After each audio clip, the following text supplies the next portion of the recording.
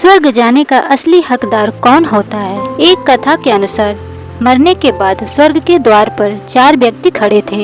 इन 4 व्यक्तियों में पहला राजा था, दूसरा एक बिजनेसमैन था, तीसरा पंडित था और चौथा एक आम आदमी मजदूर था। किसी को भी यह पता नहीं था कि कौन स्वर्ग के अंदर प्रवेश कर पाएगा और कौन वहीं से वापस लौटा दिया जाएगा। सब स्वर्ग के दरवाजे खुलने का राह देख रहे थे और आपस में बातें कर रहे थे। जैसे कि राजा को मरने से पहले ही आदत थी, उसने अपनी बात सबसे पहले बताई।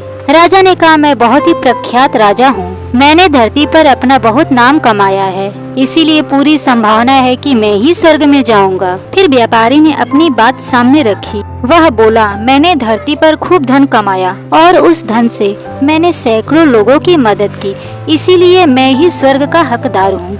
अब बारी पंडित जी की, तो पंडित जी ने मुंह खोला और सबको यह कहा, चाहे तुम जो सोच लो, लेकिन यह बात तो तय है कि स्वर्ग के दरवाजे खुलेंगे तो मेरे लिए ही। सब जानते हैं कि पंडित दिन रात भगवान को याद करते हैं, इसीलिए स्वाभाविक है कि स्वर्ग में पंडित का स्वागत किया जाए।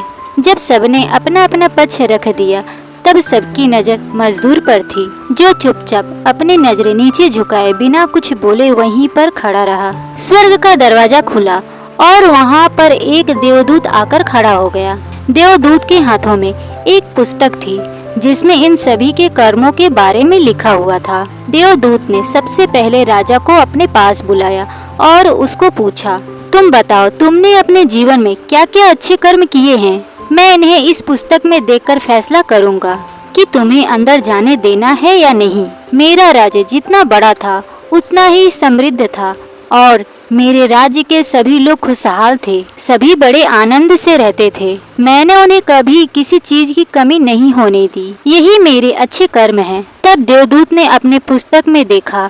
देखने के बाद राजा से कहा, तुम सच बोलते हो, तुमने अपने राज्य की प्रजा को बहुत ही सुखी रखा था, लेकिन तुमने अपने राज्य की सीमा बढ़ाने के लिए जितने युद्ध किए, उन युद्ध की वजह से हजारों सैनिक अपने जान गंवाई थी।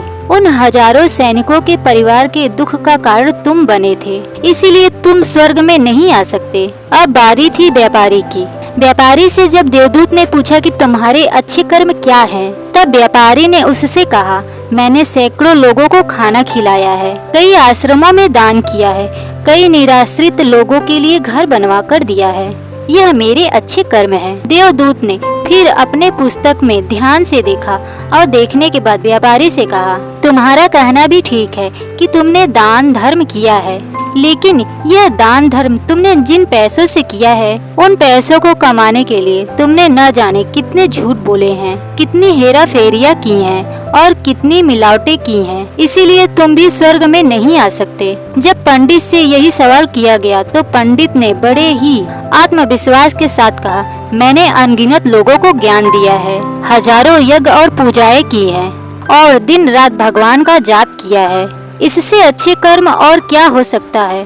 देवदूत ने अपनी पुस्तक के अंदर झांक कर देखा और पंडित से कहा, आपने जितने भी लोगों को जो भी ज्ञान दिया है, उन बातों पर खुद कभी अमल नहीं किया। आपने यज्ञ, पूजा या भगवान का नाम निस्वार्थ भाव से कभी नहीं लिया, इसीलिए आपका भी स्वर्ग में आना प्रतिबंधित है। मजदूर यह सब देखकर हैरान था। वह अब तक जिन्हें महान समझता आ रहा था, उनकी व्याख्या स्वर्ग के दरवाजे पर आकर बदल गई थी। धरती पर जिन कर्मों को अच्छा समझा जाता है, उनका यहाँ पर कोई मूल्य नहीं था। यमदूत ने जब इस मजदूर को अपने पास बुलाया और इससे पहले कि वह कुछ उससे अच्छे कर्मों के बारे में पूछता, मजदूर बोल पड़ा, प्रभु, मैं जानता हूँ कि मैं स्वर्ग आने के लायक नहीं हूँ, लेकिन मैं फिर भी एक बार बाहर से स्वर्ग को झांक कर देखना चाहता हूँ। बस इससे ज्यादा मेरी कोई इच्छा नहीं है, क्योंकि ऐसी इच्छा पालने के लिए मैंने जीवन में कुछ भी नहीं किया है। मैं पूरा दिन मेहनत करता रहा और जो भी पैसा कमाता उन्हें अपने परिवार के पालन पोषण में खर्च कर देता,